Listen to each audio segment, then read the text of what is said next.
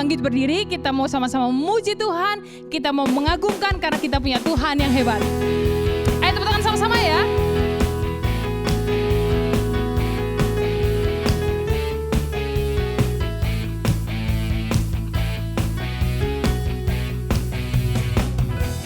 Tuhanlah kekuatan dan mazmurku. Dia gunung batu dan keselamatanku. Hanya padamu hatiku percaya. Kaulah menara dan kota perlindungan. Sama-sama. Ku mau selalu bersyukur sebab cintamu padaku takkan pernah berubah. Hatiku percaya walau bumi bergoncang, gunung-gunung beranjak, namun kasih setiamu tak pergi dariku. Tepuk tangan sama-sama ya.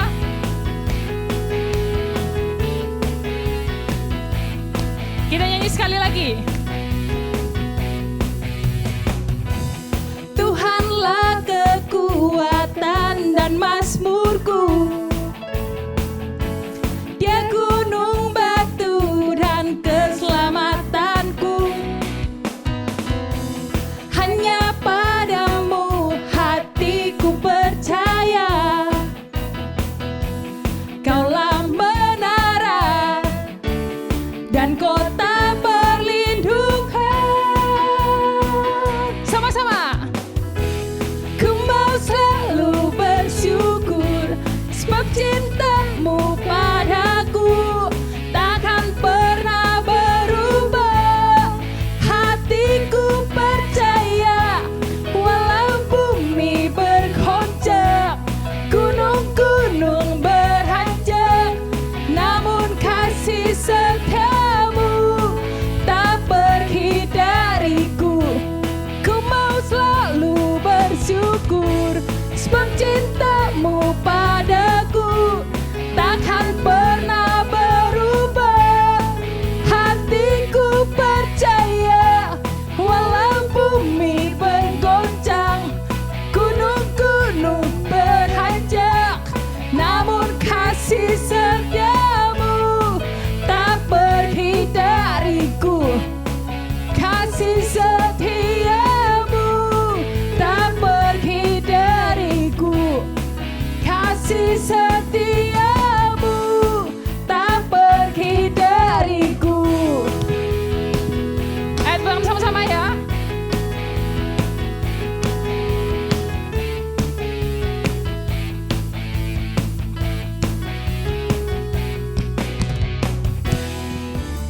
Mari kita sama-sama nyanyikan lagu ini.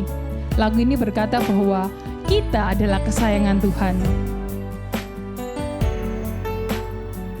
Dan kita adalah anak-anaknya. Kau telah memilihku, menyebutku kesayanganmu. Kau yang menjadikanku sebagai anakmu, memanggilmu Bapa.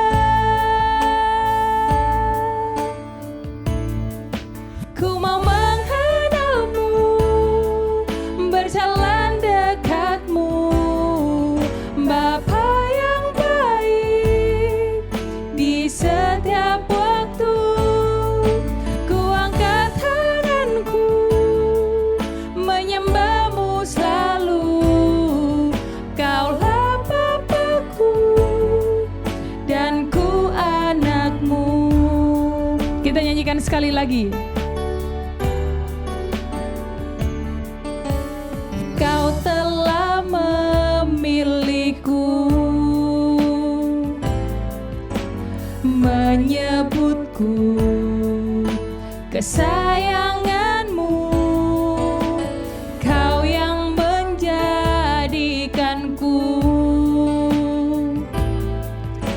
sebagai anakmu, memanggilmu Bapa. Ku mau mengenalmu, berjalan dekatmu, Bapa yang baik. Di setiap waktu ku angkat tanganku, menyembahmu selalu. Kaulah Bapakku dan ku anakmu. Ku mau mengenalmu, berjalan dekatmu, Bapa yang baik. Di setiap waktu ku angkat tanganku, menyembahmu selalu. Kaulah Bapakku dan ku anakmu. Kaulah Bapakku dan ku anakmu. Kaulah Bapakku dan ku anakmu. Mari kita sama-sama berdoa. Tuhan, terima kasih atas kasih-Mu, sehingga Engkau menyebut kami kesayangan-Mu. Bantu kami juga untuk mengasihi-Mu Tuhan. Tapi seringkali kami gak mampu, karena itu kami membutuhkan Engkau. Karena jika kasih itu ada dalam diri kami mampu untuk mengasihi sesama juga Tuhan. Bantu setiap kami. Sebentar lagi kami akan mendengarkan firman-Mu. Bantu kami untuk kami bisa fokus dan kami memiliki pengenalan. Kami semakin mengenal Engkau dalam setiap firman Tuhan yang kami dengar Tuhan. Terima kasih. Kami serahkan semuanya ke dalam tangan-Mu. Yang siap mendengarkan firman Tuhan, sama-sama katakan, amin. Selamat mendengarkan firman Tuhan.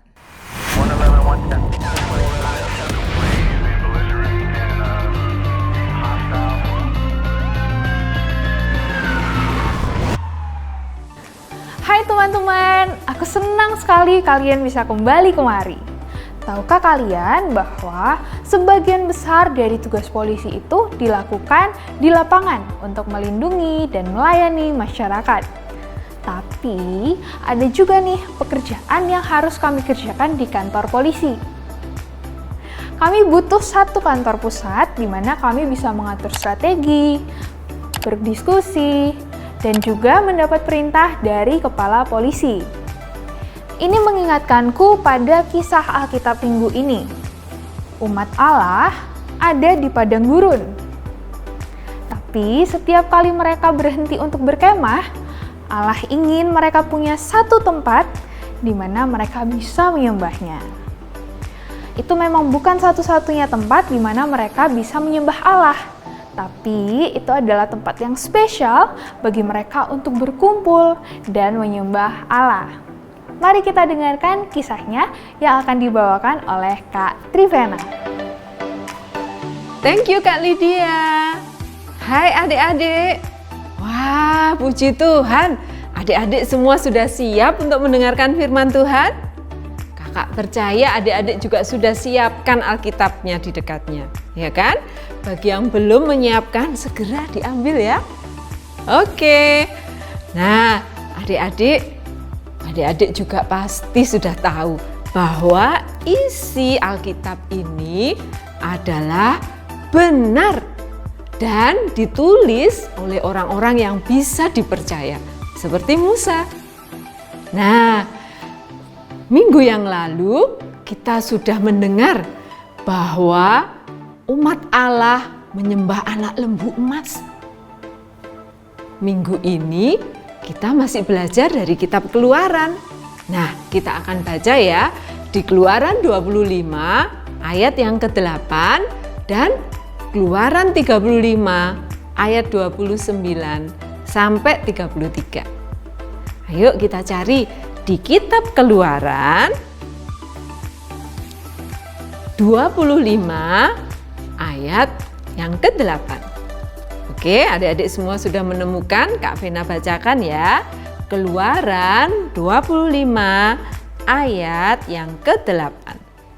Keluaran 25 ayat yang ke-8. Dan mereka harus membuat tempat kudus bagiku, supaya aku akan diam di tengah-tengah mereka.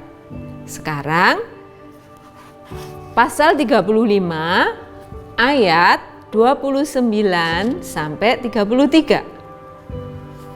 Semua laki-laki dan perempuan yang terdorong hatinya akan membawa sesuatu untuk segala pekerjaan yang diperintahkan Tuhan dengan perantaraan Musa untuk dilakukan. Mereka itu, yakni orang Israel, membawanya sebagai pemberian sukarela bagi Tuhan. Berkatalah Musa kepada orang Israel, "Lihatlah, Tuhan telah menunjuk Besaleel bin Uri bin Hur dari suku Yehuda dan telah memenuhinya dengan roh Allah, dengan keahlian, pengertian, dan pengetahuan dalam segala macam pekerjaan, yakni untuk membuat berbagai rancangan supaya dikerjakan dari emas, perak, dan tembaga, untuk mengasah batu permata supaya ditata, untuk mengukir kayu, dan untuk bekerja dalam segala macam pekerjaan yang dirancang itu." Nah, adik-adik, kakak percaya adik-adik juga sudah tahu bahwa semua kisah yang ada di dalam Alkitab merupakan bagian dari kisah yang lebih besar, yaitu tentang apa? Tentang bagaimana Allah menyelamatkan orang yang berdosa lewat anaknya Yesus. Nah, adik-adik, sekarang pertanyaan gambar besarnya kali ini. Apakah penyembahan itu? Adik-adik tahu apakah penyembahan itu? Penyembahan adalah merayakan kebesaran Allah. What is worship? Worship is celebrating the greatness of God. Allah itu besar. Dia adalah pribadi yang terbesar yang pernah ada, yang sudah ada, yang selalu ada sampai selamanya. Dan ingat adik-adik, sekalipun dia begitu besar dan maha kuasa, tapi dia mengasihi kita. Hanya dia saja yang layak menerima penyembahan kita, karena siapa dia dan apa yang dia telah lakukan. Minggu lalu adik-adik kita telah melihat bagaimana umat Allah sangat tidak setia kepada Allah.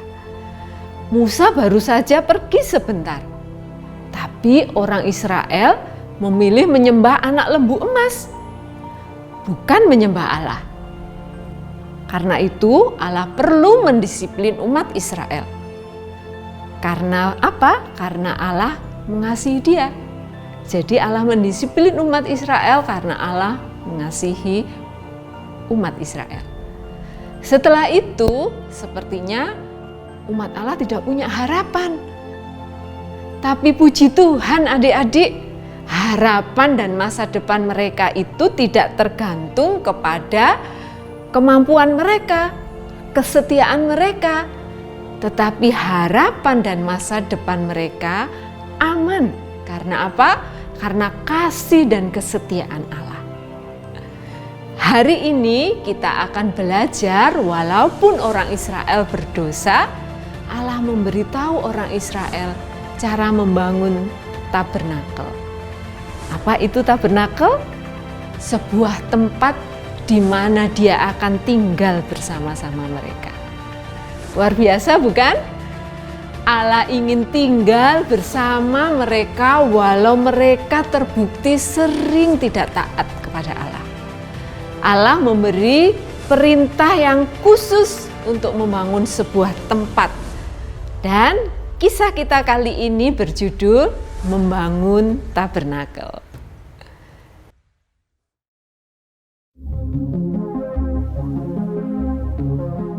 When Moses was on the mountain with God, God said, "Tell the Israelites to make a tabernacle for me, so that I may dwell among them." God gave Moses very specific instructions for building a tabernacle. The tabernacle would be a really big tent that the Israelites could take with them, the tabernacle would be where God met his people. Make it exactly like I show you, God said. So Moses gathered all the Israelites together. He told them everything God had said. He asked them to bring materials, gold, silver, and bronze, blue, purple, and scarlet yarn, fine linen and goat hair, animal skins, wood, oil, spices, and gemstones. God gave two men, Bezalel and Aholiab, special skills for building and creating things. Bezalel, Aholiab, and all the other skilled craftsmen came together to build the tabernacle for God. At the same time, people kept bringing offerings of what they had.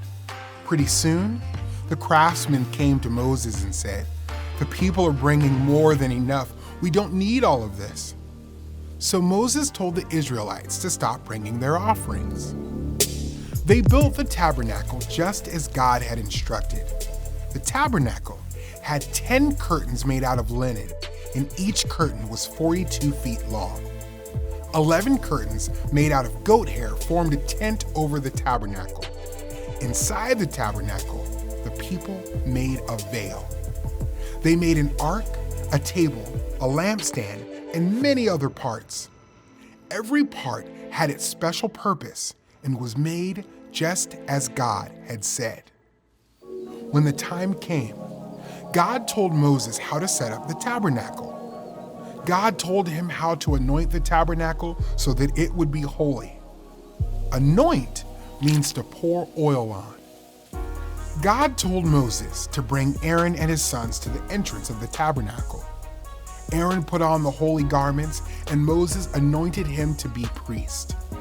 Aaron's sons were also anointed to serve God as priests.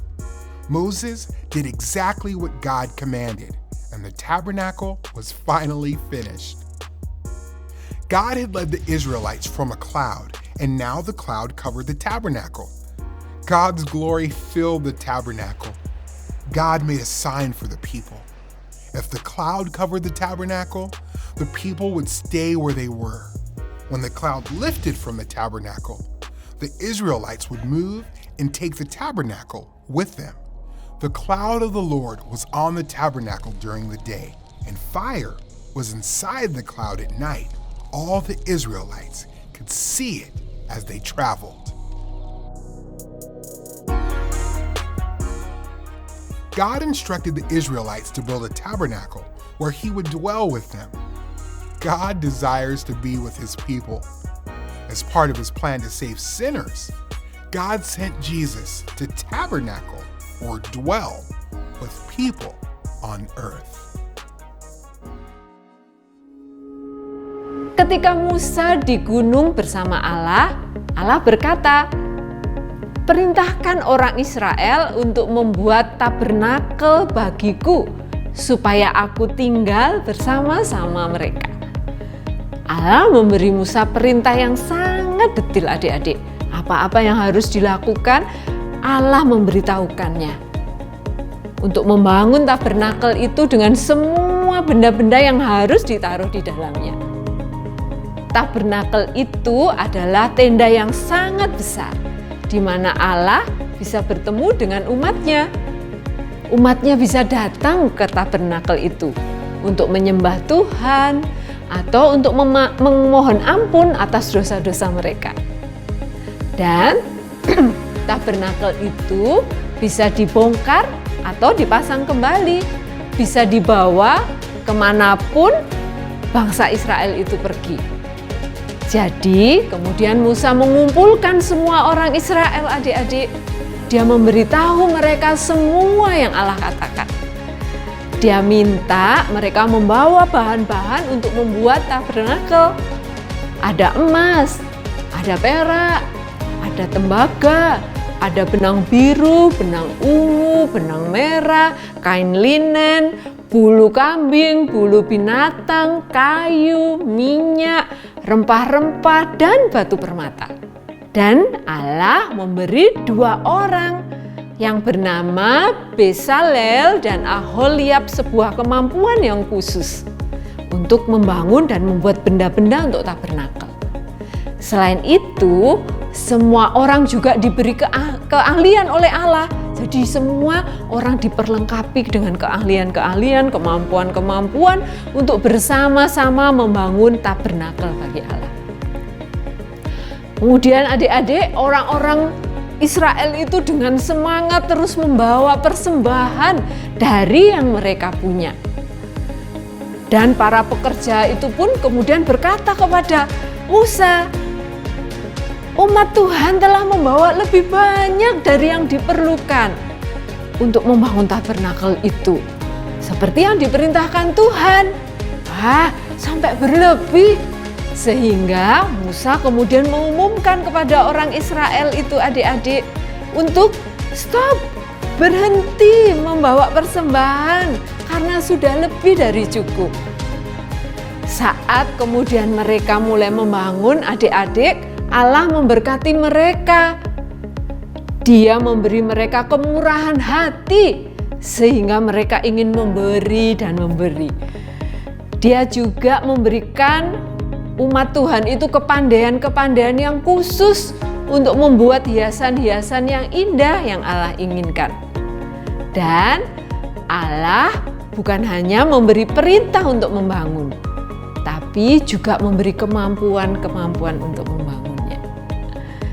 Adik-adik, ketahuilah bahwa kuasa dan kesetiaannya bekerja melalui mereka sehingga mereka punya tempat untuk menyembah Allah dan berhubungan dengannya. Semua orang bekerja sama adik-adik. Kerangka tabernakel terbuat dari kayu dan ada tempat untuk menggantung tirai, ada atap tendanya. Kemudian di dalam tabernakel itu orang Israel membuat sebuah tirai lagi. Lalu mereka membuat tabut perjanjian. Ada meja, ada kaki dian, dan benda-benda lain. Setiap benda punya tujuan khusus dan dibuat persis seperti yang Allah perintahkan. Dan ketika tiba waktunya adik-adik, Allah memberitahu cara untuk Musa memasang semua bagian itu di tabernakel. Allah memberitahu juga cara untuk mengurapinya atau menuangkan minyak ke atas tabernakel supaya tempat-tempat itu menjadi kudus atas kehendak Tuhan adik-adik. Kemudian Allah juga menyuruh Musa membawa Harun dan anak-anak laki-lakinya ke depan pintu tabernakel. Untuk apa ya?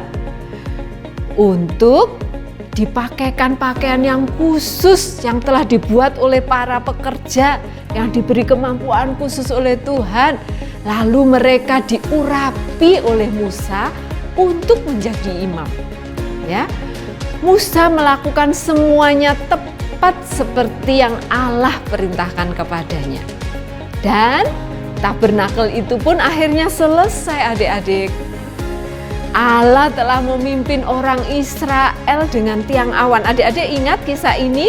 Waktu mereka di padang gurun, Allah memimpin orang Israel dengan tiang awan dan tiang api.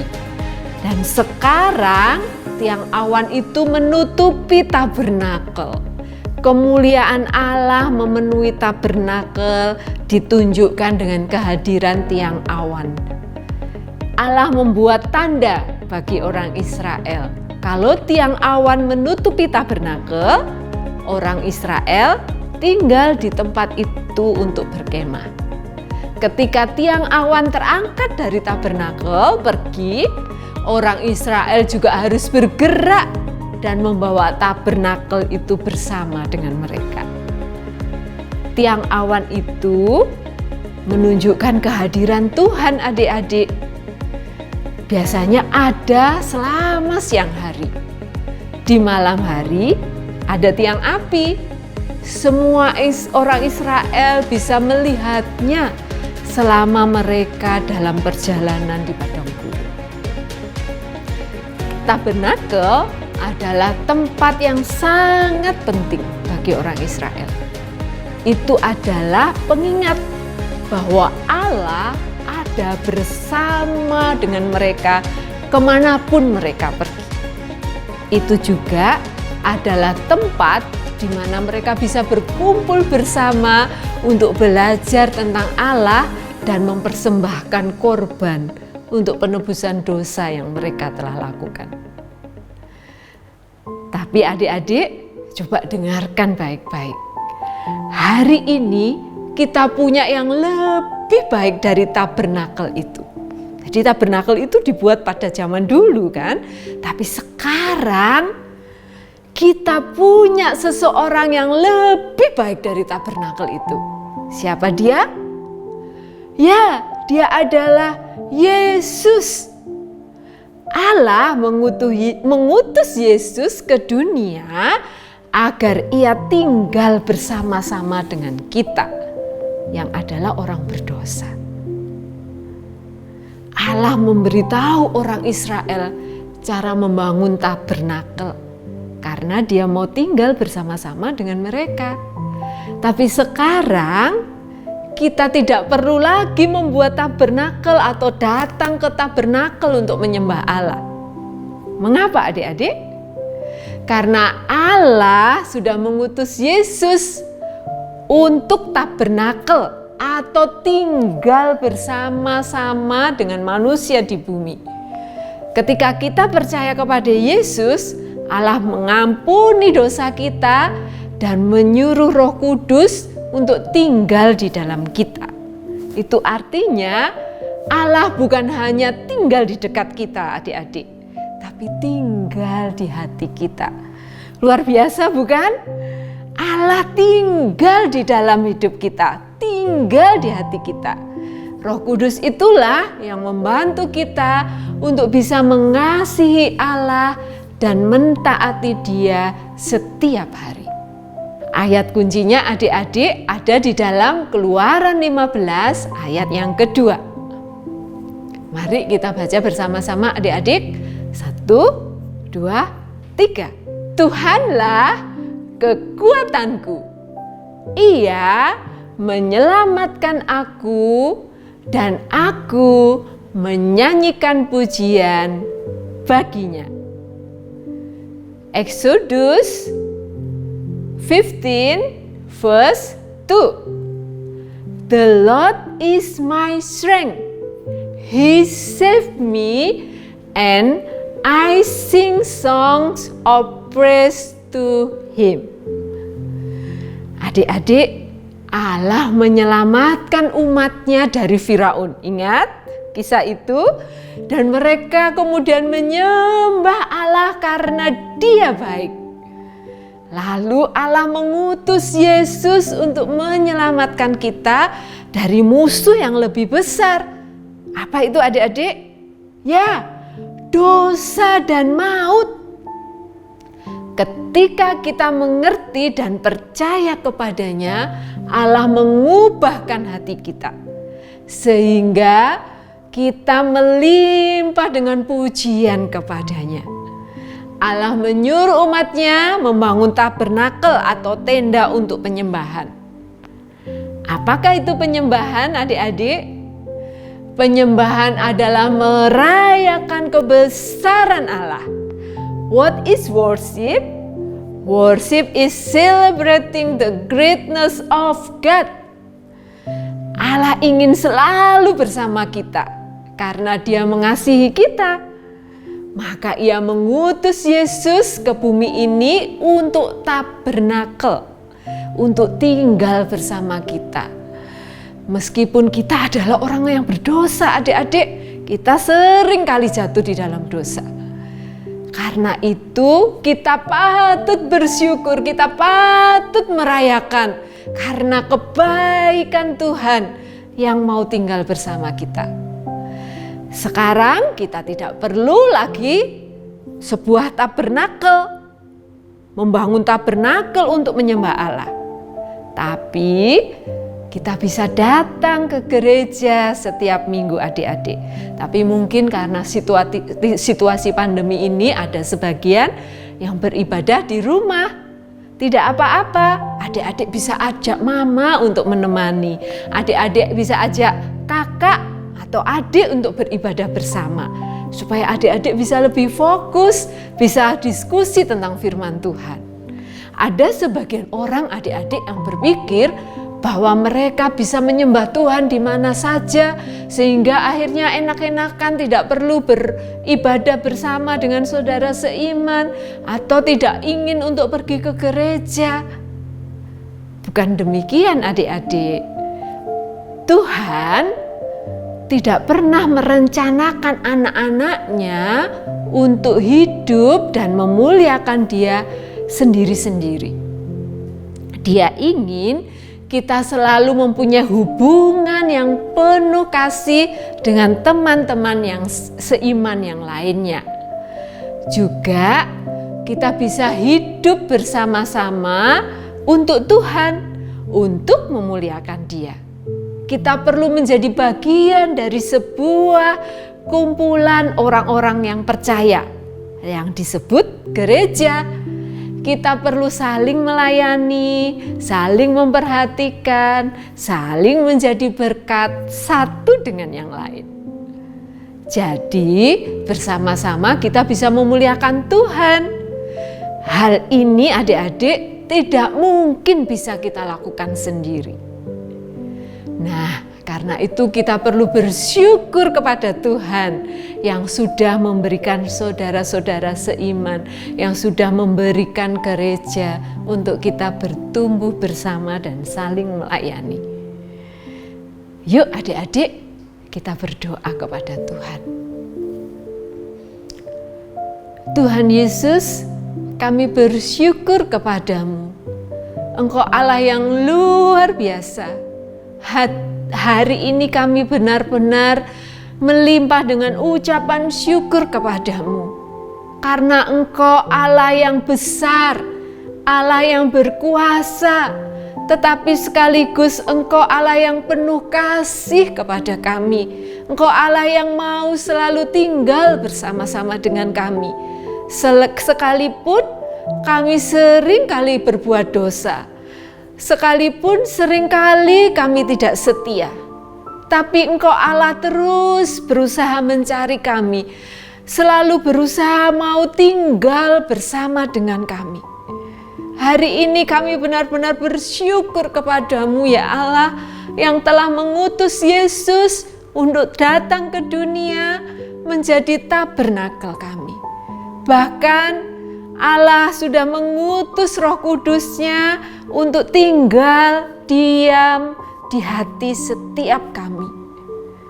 Allah Roh Kudus itulah yang terus menolong kami, memampukan kami untuk belajar mengasihi Allah, untuk kami terus belajar mentaati firman-Mu.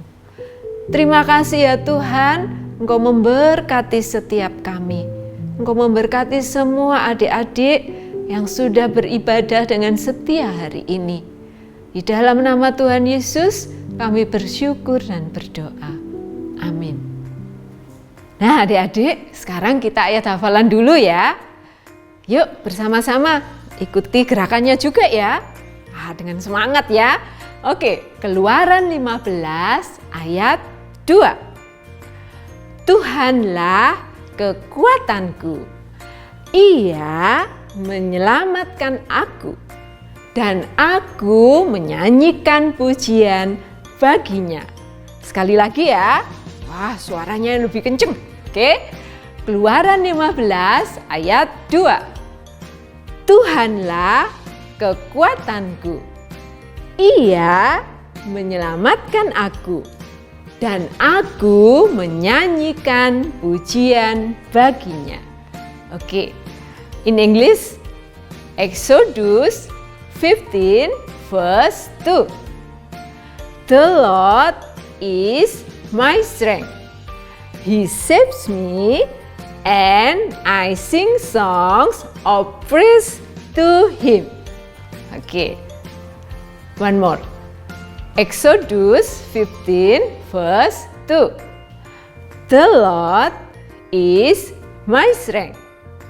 He saves me, and I sing songs of praise to Him. Oke, Thank you adik-adik. Nah, sebelum berpisah, Kak Vena mau mengingatkan 4M. Yang pertama, M yang pertama adalah memakai masker. M yang kedua, menjaga jarak. M yang ketiga, mencuci tangan. Dan yang tidak kalah penting, bahkan sangat dibutuhkan untuk setiap anak Tuhan, M yang keempat, yaitu membaca firman Tuhan. Oke adik-adik, terima kasih untuk semangatnya belajar firman Tuhan. Sampai bertemu minggu depan. Bye-bye, God bless you. Happy Sunday.